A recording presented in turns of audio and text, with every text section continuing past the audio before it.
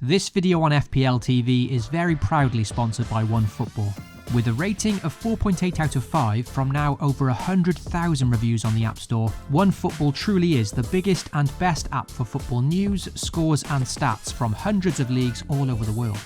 As for FPL, you can choose to follow every team in the Premier League on OneFootball and then get live updates from all the goals and assists every game week. Download it now completely free using the link in the description box below. Hey guys, and welcome back to FPL TV. After a lengthy break between game weeks, it's finally time to see how my side is currently performing in game week 23, before then looking to game week 24 and discussing some potential transfer plans. To be fair, it was a good thing there was a lengthy break between the game weeks on this occasion, as it gave a bit of time to forget just how soul-destroyingly tragic game week 23 really was.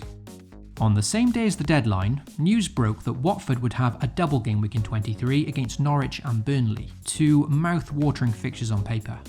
I was already thinking to captain Dennis, even with that single fixture at home to Norwich, and therefore this double game week announcement all but solidified my decision. Pain. Dennis blanked and got sent off in that shocking performance against Norwich, so not only did he pick up a -2 pointer for his efforts, but he'll also now miss the second game of his double game week against Burnley. Truly a nightmare outcome.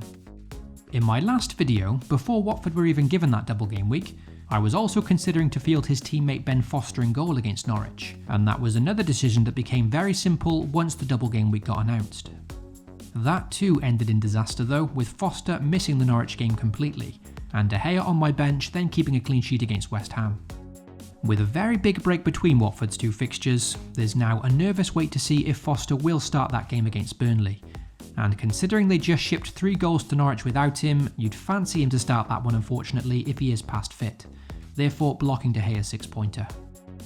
So for my 2 Watford players heading into that double game week, it couldn't have resulted in a more disastrous outcome for that home fixture against Norwich.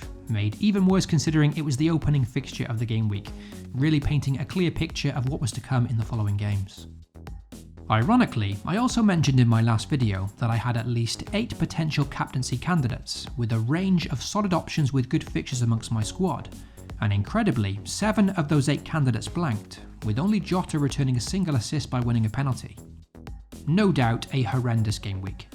But in fairness though, over the past 6 or so game weeks I've made huge progress in terms of ranking and have definitely had my fair share of good fortune, so I was certainly due a bad game week. And the good thing is for game week 23 is that a large majority of managers are in the same situation as me.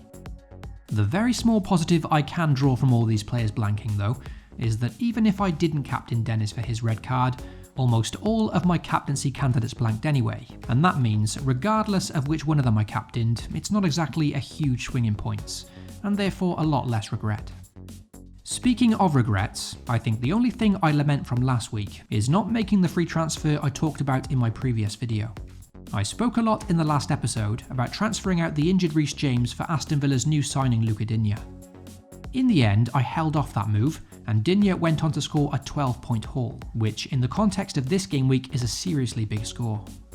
The reason I held off on that transfer is because game week 23 and 24 had such a big gap between them, and I figured with so much uncertainty with regards to injuries, the FA Cup, fixture postponements, and of course the AFCON, I thought it would be smart to head into game week 24 with 2 free transfers handy.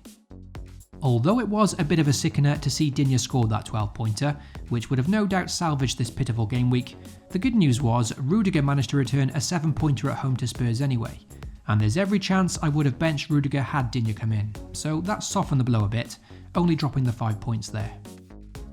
So for game week 23, my team have so far scored a dismal 25, and with my captain Dennis now suspended for the Burnley fixture, I've only got Ben Foster left to play, and as mentioned, I'll be hoping he somehow isn't past fit for this one, so I'll then get De Gea's useful 6 points off the bench.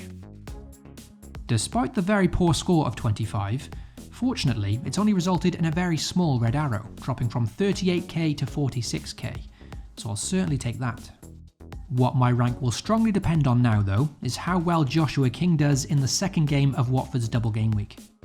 Joshua King was a very popular captaincy option amongst those around me, so a goal from him will certainly see my rank drop significantly.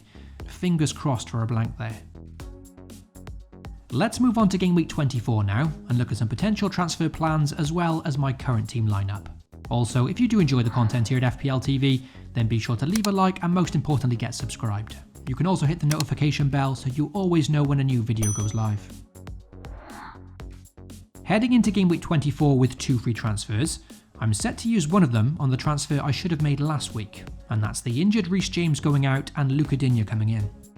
Not only is Reece James still injured, but Chelsea now blank in 3 of the next 4 game weeks due to the Club World Cup and also the League Cup final, so selling him's a no-brainer. As for Luca Digne, he's looked very impressive for Aston Villa in his first 2 games, and most notably with Villa's other left-back Matt Targett now sealing a deadline day loan move to Newcastle that all but solidifies Digne's starting place in this team, making him even more appealing in FPL and less prone to rotation, a big factor in my decision. Aston Villa now have some excellent fixtures coming up, including Leeds, Newcastle, Watford, Brighton and Southampton in the next 5, as well as still having 2 decent games in hand against Leeds and Burnley, so the potential there for a nice upcoming double game week at some point as well. The other reason I'll buy Luca Digne this week is, as mentioned in my last video, replacing Reece James for Digne will give me just enough cash in the bank to upgrade Bruno Fernandes to Mo Salah when the time is right. The plan initially was to do exactly that, and use my second free transfer this week to immediately bring Mo Salah back in, ahead of this nice home fixture against Leicester. However, since making that plan, Egypt have now since progressed to the final of the AFCON, therefore arguably making Salah a lot less likely to be available for Game Week 24. Notably, each of his last 3 AFCON games went to extra time as well, therefore he's played 3 consecutive 120 minutes, as well as now having to play the final just 2 days before the game week deadline, and 4 days before that game against Leicester. In addition to this new information, Bruno Fernandes and Man United have also since been given a double game week in Game Week 25, with 2 home fixtures against Southampton and Brighton. So as much as I wanted to bring Mo Salah back this game week, with these new developments in mind, it's looking like keeping Fernandes in the short term may be the right call. In the process of recording this video though, it's also just been announced that Game Week 26 will now be a bumper double game week for many teams. And this includes Liverpool, who will face Norwich and Leeds in their double, an extremely appealing double game week for the Reds. So based on that, the current plan is to keep Fernandes for his double in Game Week 25, before then moving him on to Salah for the Egyptians double in Game Week 26.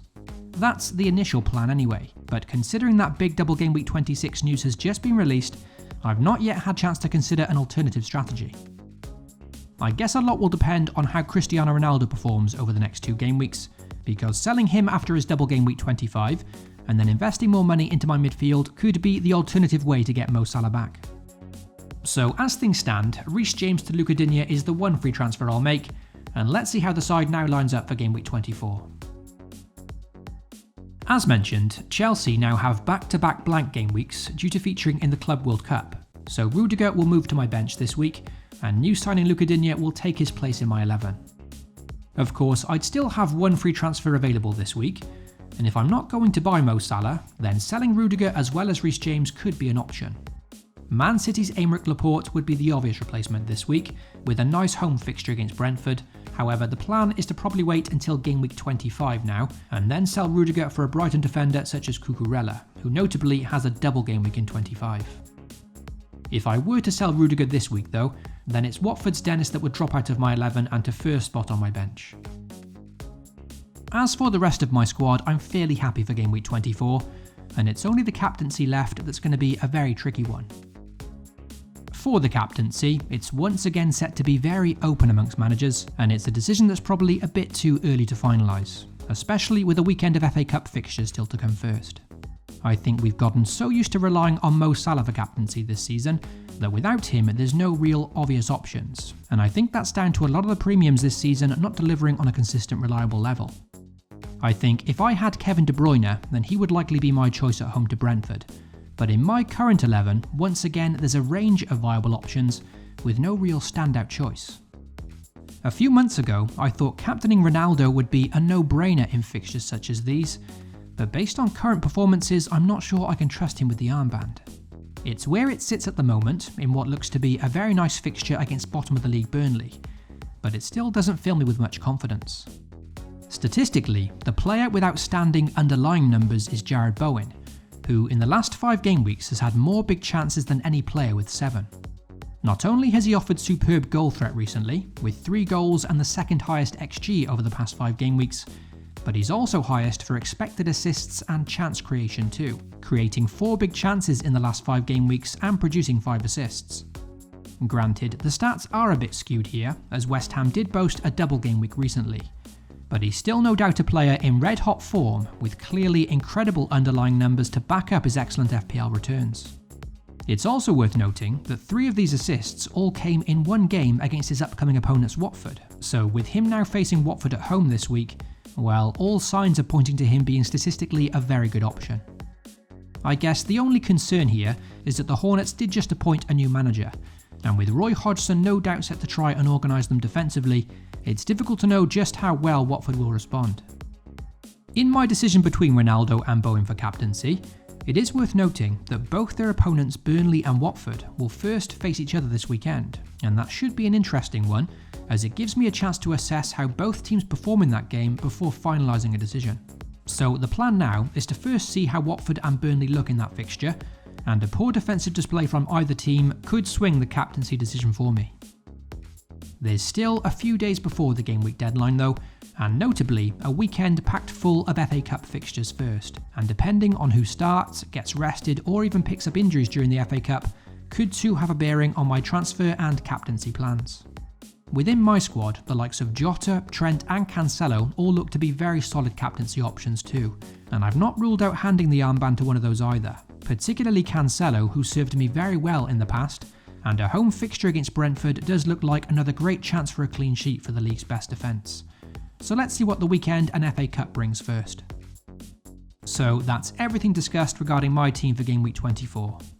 As always, if you are interested to see the final team, transfers and captaincy, then you can do so on the FPL TV Twitter page shortly before the game week deadline.